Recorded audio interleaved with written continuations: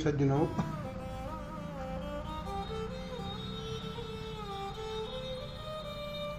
सभी के अंदर आत्मा तो एक है, पर कारण दो हैं।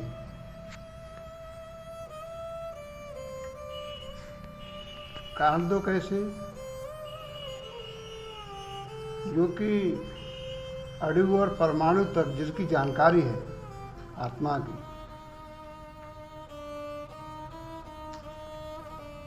वो अणु और परमाणु तक की जानकारी है। अणु परमाणु आत्मा है, आगे नहीं जानती।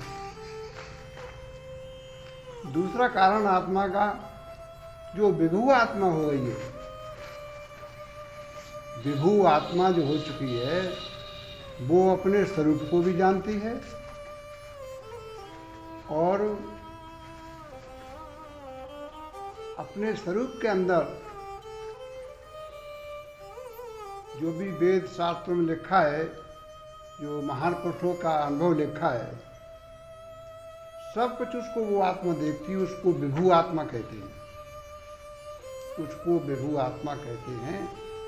और वो आत्मा जो है अणु परमाणु तक की जो जानकारी करती है, अपने स्वरूप को नहीं जान पाती, तो उस आत्मा को अणु परमाणु तक की जानकारी की आत्मा कहते हैं। आगे हम आपको क्या समझना है, जैसे मानव तन में आ जाता है और कोई आत्मा पशु जन्म में चली जाती है, कोई आत्मा कीड़े मकोड़े में चली जाती है, कहीं भी चली जाती है। पर उन आत्माओं को जो उनमें चली जाती हैं, मनुष्य शरीर को छोड़ करके अन्य योनियों में चली जाती हैं, उन आत्माओं को अपने स्वरूप को देखने का मौका नहीं मिलता है। विभू आत्मा को देखने का मौका नहीं मिलता है। वो मौका तो आपको, आपकी आत्मा को जब ही मिलेगा जब आत्मा आपकी मनुष्य शरीर में आ जाती है। तभी तो कहा है कि मनुष्य शरीर में जिसकी आत्मा आ चुकी है, वो कीड़े मकोड़े, पक्षी और पशु, देवता, सबसे बढ़कर के उस आत्मा को माना गया है। उससे बढ़कर के कोई आत्मा नहीं, उससे बढ़कर के कोई देवता नहीं। क्यों? कि शाबाश उस आत्मा को, उस प्रभु जो कि स्वयं अपने स्वरूप का, और जो स्वरूप आगे जाते बढ़ने के लिए, जिसमें सब स्वरूप समा जाते हैं, उस पुरुष का देखने का मौका उसको मिलता है, उस आत्मा को। और उसको पाने के लिए दुनिया के लोग न मालूम क्या क्या कर रहे हैं।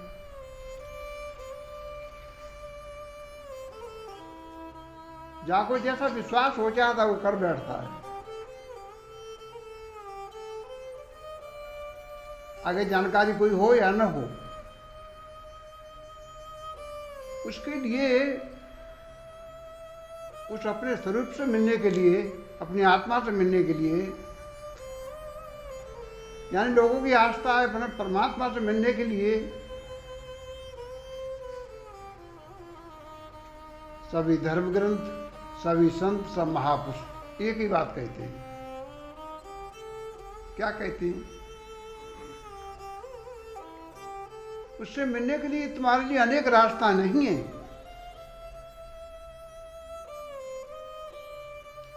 बाकी उस शक्ति को छोड़ करके अन्य चीजों को तुम प्राप्त करना चाहते हो, उनके लिए तो अनेक रास्ता तुम बना सकते हो, उस चीज को प्राप्त कर सकते हो।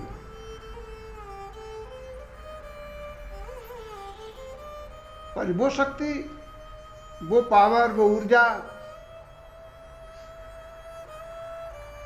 वो सबके अंदर मौजूद है, जिससे हम जीवित हैं और दुनिया के कार्य भी हम करते हैं। उसी शक्ति के आश्रय से करते हैं।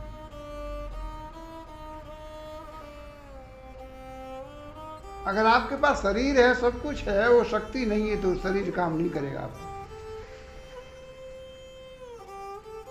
धन दौलत भी है, सब कुछ है आपके पास, बड़े सहयोगी भी हैं आपके पास, फिर भी तुम कोई काम नहीं कर पाओगे उसके बिना, उस शक्ति के बिना, उस आत्मा के बिना कुछ नहीं कर पाओगे। वो संसार का अगर काम करना है उस शक्ति को, तो उसको प्रकृति का सहारा लेना पड़ता है। प्रकृति के सहारे से वो संसार की रचना करता है और प्रकृति को जीवित रखने के लिए स्वयं उसमें प्रवेश होकर के उसे जिंदा रखता है। इस पर वो प्रभु जो है, जो विभु जो है, सो शक्ति जो है, सबके अंदर बैठ करके, सत्य तो सत्य है ही, उसको तो कहना क्या है, पर उसने इस असत्य को भी सत्य करके दिखला दिया। इन आंखों से क्या दिख रहा है? सत्य क्या असत्य? असत्य, इसको भी सत्य करके दिखला दिया। सब लोग इसको भी सत्य कहते हैं। दिख नहीं रहा ये खम्मा लगा हुआ है, ये क्या झूठ बोल रहेगा हम, जबकि झूठ है, ये भी सत्य करके दिखला दिया। वो ऐसा कामिल पुरुष है, कामिल मानी ऐसा सच्चा है। कामिल तूने कमाल किया, कैसा कमाल किया? जब ये संसार नहीं था, मिलता है शास्त्रों से और वेदों से पढ़ने से, तब वो स्वयं था, उसके अंदर ही से ख्याल उत्पन्न हुआ कि संसार में मेरी महिमा गाने वाला तो कोई नहीं। तो कामिल तुमने कमाल किया और ख्याल से ये खेल बना दिया। बिन रंग बनी एक मूर्त है और मूर्त में एक सूरत है, तूने एक से अनेक दिखा दिया और कामिल तूने कमाल किया तो ख्याल से खेल बना दिया। कितनी देर लगी, खेल बना दिया। कल मैं देख रहा था, सेवादार सेवा कर रहे थे, उसमें से एक कीड़ा निकला जिसमें 6 बूंद थी। देखा कितनी कलाकारी से उसकी डिजाइन बनाई। अगर उतनी कलाकारी से कोई उसकी नकल करे तो नहीं कर सकता।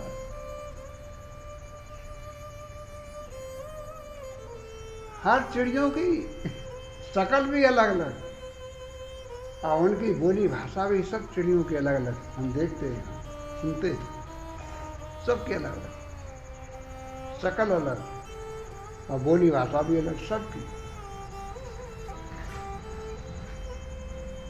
कितनी उसके पास डाई होंगी, ताम इतनी शकल की सब लोग चिड़िया बना दिया, कितना क्या कर दिया सब। सबकी बोली अलग अलग हो रही है, भाषा सबकी अलग अलग हो रही है। तुम कह रहे हो कितनी भाषा हिंदुस्तान के अंदर में, उनके अंदर में, और मैं कहता हूँ अरबों खरबों की भाषा है, पशु पक्षियों में देखा जाए अरबों खरबों की भाषा है। और वो अपनी अपनी भाषाओं को समझते हैं, वो इशारे समझते हैं। तुम्हारी भाषा वो नहीं समझ पाते और तुम उनकी भाषा बिल्कुल नहीं समझ पाते। हम इस आश्रम में, अजगलोक आश्रम में सेवादार छटाई कर रहे थे पेड़ों की, तो मैं देख रहा था किसी प्रकार एक गिलहरी का जो घोंसला था जिसमें उसके बच्चे वो रहती थी, तो कहाँ से घास थी, वो कितनी मलान थी, कितनी मिलान थी, बहुत मिलान थी। वो घास गिर गई इतनी।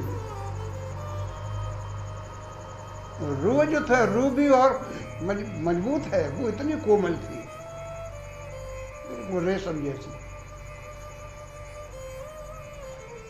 मतलब कि वो बड़े बड़े राजा महाराजा भी ऐसे गद्दों पर नहीं सो पा रहे होंगे, ऐसे गद्दे में गिलहरी सो रही है। पर ये गिलहरी परमात्मा को नहीं जान सकती।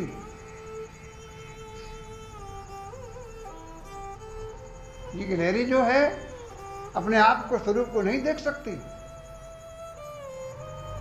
इनका जन्म मरण नहीं छूट सकता है।